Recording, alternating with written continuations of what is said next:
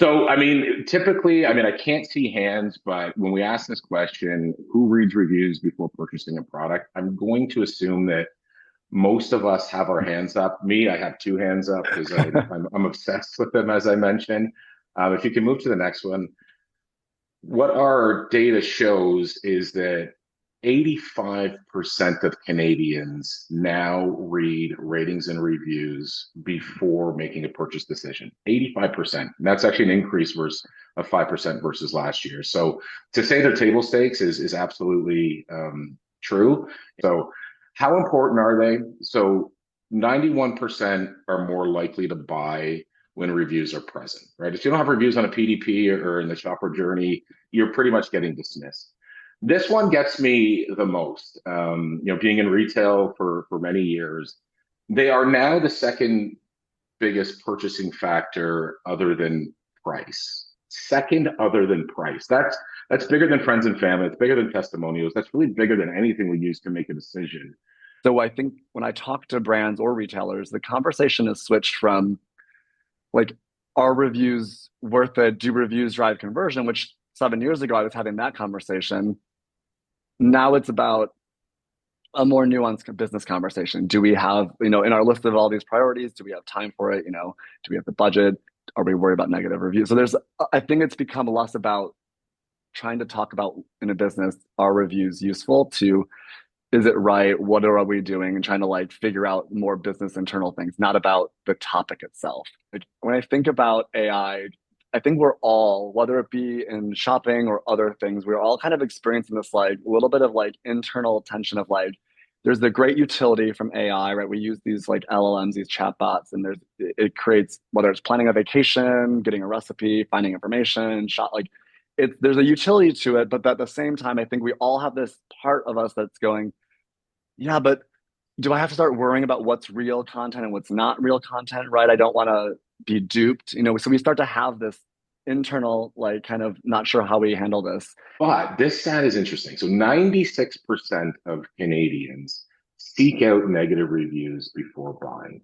So negative reviews are actually a positive thing that helps credibility where we see that, hey, a five isn't, what you need, maybe a 4.2 to a 4.7 is the right spot. So how do we unpack this? I've been asked, from clients, how do I suppress these negative reviews? And I always say, don't, right? Yeah. So, Riley, your perspective on this topic, it's a very important one.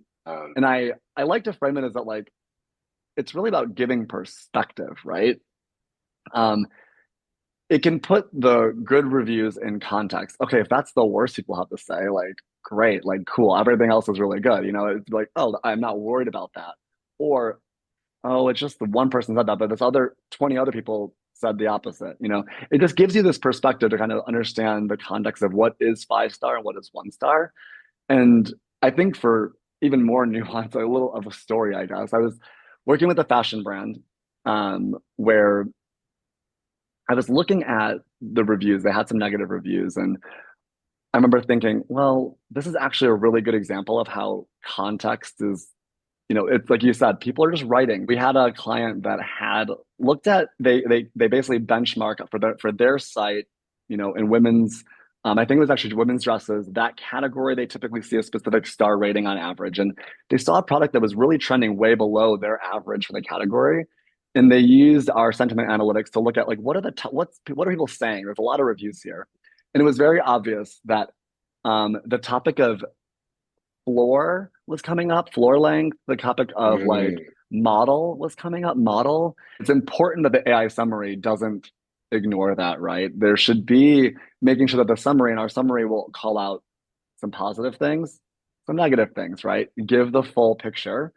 Another thing is, using the AI summary to guide them to the real reviews. To your point, I think actually you have it on the right. screen, the entry point. So with the AI summary that we have, there'll be filters, with different topics that come up, often in the review content to let you then click in and see the reviews that relate to a certain topic. Recency is just as important as rating and volume. So always think about ongoing programs.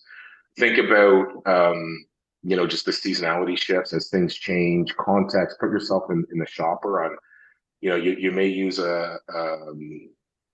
something at your cottage differently than you use at your home, right? So contextual things can change. Negative reviews, love them. They are positive. They will help you. Don't suppress them. Learn from them.